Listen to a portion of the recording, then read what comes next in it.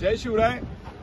कन्नड तालुक्यामध्ये सोयगावमध्ये जो मध्यंतरीच्या काळामध्ये अतिरिक्त पाऊस झाला होता, ज्याच्यामुळे नुकसान झालं होतं, त्याच्यामध्ये नुकसान भरपाई देत असताना फक्त जिराईतच लोकांना, म्हणजे सरसकट सगळी शेती जिराईतच आहे असं चुकीचं सांगून फक्त जिरायतीचे 13,600 रुपये प्रति एकर देण्याच्या संदर्भातली भूमिका तहसीलदार, बीडीओ आणि तालुका कृषी अधिकारी यांनी घेतली. अर्थात ती भूमिका त्यांना कोणी घ्यायला लावली किंवा कसं हे मला काही माहित नाही, पण त्यांनी ती भूमिका जी घेतलेली आहे ती चुकीची घेतली आहे हे मी वारंवार त्यावेळेला सांगत होतो.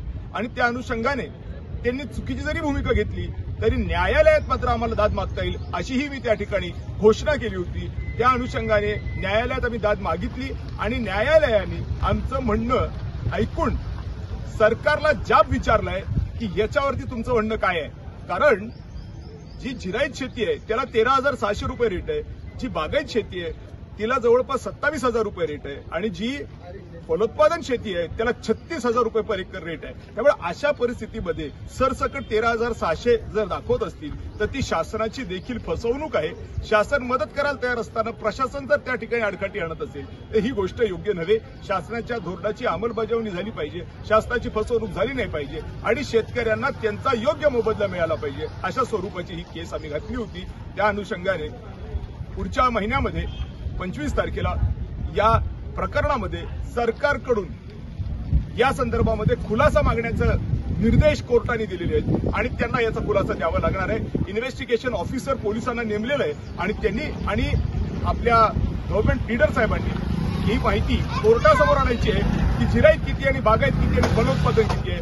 100% याच्यामध्ये ही मंडळी अडकणार, कारण सरसकट सगळी जिरायत शेती नाही हे सगळ्यांना माहिती आहे आणि म्हणून या संदर्भामध्ये शेतकऱ्यांना न्याय मिळेल अशी एक अपेक्षा न्यायालयाच्या निकालाच्या माध्यमातून आता आपल्याला सगळ्यांनाच आता लागलेली आहे. याचबरोबर जिथे जिथे अन्याय होईल तिथे तिथे कायदेशीररित्या जे जे काही करता येईल ते सर्व काही आमच्या पद्धतीने जे काही होईल ते आम्ही नैसर्गिकरित्या निश्चित स्वरूपाने करू. बाकी भगवंत आहे. लढण्याचं काम शेतकऱ्यासाठी हर्षवर्धन जाधव मरेपर्यंत सोडणार नाही. जे होईल ते होईल. संयम एक गोष्ट आहे, पण संयम आणि व्यवस्थितपणे कार्यक्रम ही दुसरी आणि त्याच्यापेक्षाही जास्त गंभीर गोष्ट आहे. आणि कार्यक्रम पर्सनल नाहीये, सार्वजनिक लोकांच्या हिताच्या साठीचा कार्यक्रम आहे. हर्षवर्धन जाधवला घर मिळावं म्हणून कुठलाही कार्यक्रम इथं कधीही आम्ही केला नाही आणि मरोस्तर करणार नाही. जे काही आहे ते फक्त शेतकरी आणि सर्वसामान्य लोक. धन्यवाद. मी कोर्टाचे इथे मनापासून धन्यवाद व्यक्त करतो आणि आता जे गव्हर्नमेंट लीडर आहेत किंवा जी काही मंडळी आहे ती खरी माहिती कोर्टासमोर देतील अशी त्यांच्याकडनं अपेक्षा करतो.